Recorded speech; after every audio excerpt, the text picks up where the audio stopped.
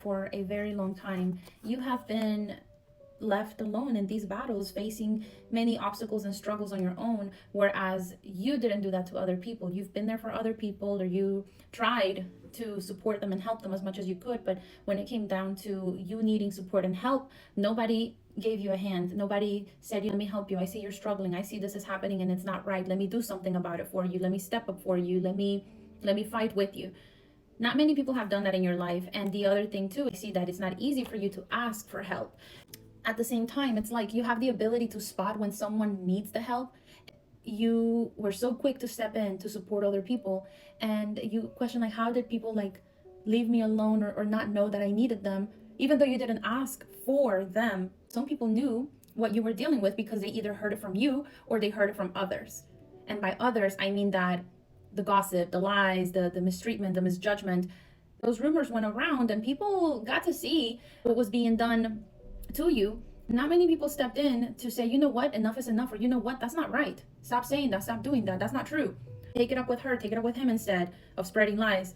You haven't had a lot of people who see you or be interested in your side of the story for a very long time. And it became a vicious cycle where you would wake up and feel energized and do your best at work, do your best in relationships, pour onto others, deep down hoping that they would pour onto you when you needed them, even if you didn't raise your hand asking for help.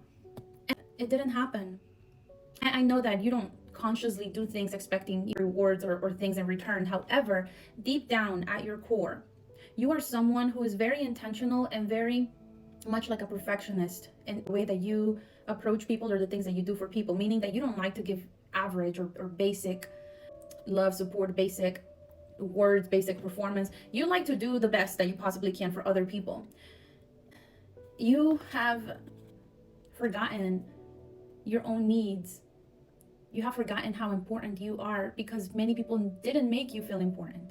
This is a complete total people pleaser, and I can relate to that as well. Someone who constantly tried to or tries to impress others in a good way, like doing the most, being the best for them, supporting them, contributing, impacting, influencing them, resolving things for them. But who has been there for you, showing up in the same way that you've been showing up for others? I don't see that you've had a lot of people do that. And now it's a time where you are being forced into this reflective period of introspection where you have to go inward and pause and say, hold on, wait a minute. What is this doing for me? Sure, you can sit here and tell me whatever your love, your work, whatever your talent is doing for other people. But tell me, what does that do for you? Yes, you've heard love is unconditional, it should be unconditional. But you know what? I want to not go with the traditional viewpoint today that love should be conditional. I will love you as long as you love me. I will respect you as long as you respect me. And I'm not saying that I'm promoting disrespect, but what I am promoting or what I am hearing is to step away at the first sight of disrespect, unsupportive people, draining people, negative people, people who put you down, people who judge you, people who bully you, people who take advantage of you. So no, you should not love others unconditionally unless they're your parents, and even then, there's still conditions, and even kids too, unless they're young and you're responsible for them. But anywho, I'm seeing that you ought to have more boundaries and more conditions. You need to place conditions on people who gets to engage and interact with you. There should be conditions conditions met in order for people to approach you, in order for people to benefit from you, in order for people to look for you, to benefit from your support, your work, your guidance. There should be conditions in order to be in your space and to have you in their life. So here's what you need to know about all that you're dealing with right now. You probably are having people turn their backs on you. You're probably dealing with a lot more gossip and a lot more stress and drama that you were caught up in, that was created about you, that you didn't even originate, can't even speak. I see that to an extent, it's almost like you don't even know you're being targeted and hit with so many different jabs that you don't even know which one to start with, which one to stop, which one to halt, which one to prevent. You have been hit with so many different negative, hurtful words, and many times you chose to just not act on them, or you just look at it as, oh, you're just joking, or oh, they're just having a bad day. No, they were not. They knew how they were treating you. They knew that it was wrong. They knew that it felt wrong, and they still chose to do it. And what you need to know about this is the attacks from people around you may feel like they're exacerbated right now because you're being forced to pay attention, to see through it all. Notice how you may have permitted that, how you may have tolerated that simply by just staying there, simply by just not shutting it down simply by not reacting, by choosing to be professional, by choosing to be the bigger person. Being professional or being the bigger person is not the equivalent of you tolerating anything that anybody says to you.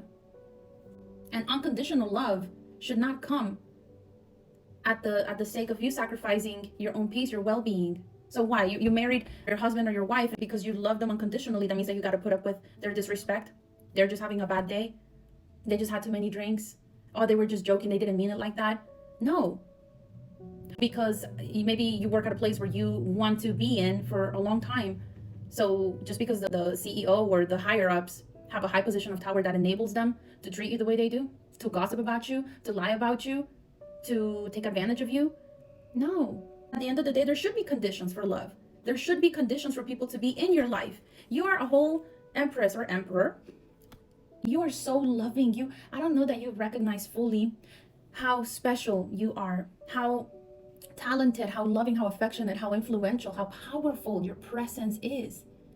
It is a privilege for someone to experience you. And you've had so many people in your life experience you nevertheless, still continue to have access to you just because they carry a title of a boss or long-time boyfriend, girlfriend, best friend, childhood friend, mother, father, sister, auntie. I don't know. Just because someone had a title in your life for a while, or they have a title of authority, that does not enable them to treat you the way that they do.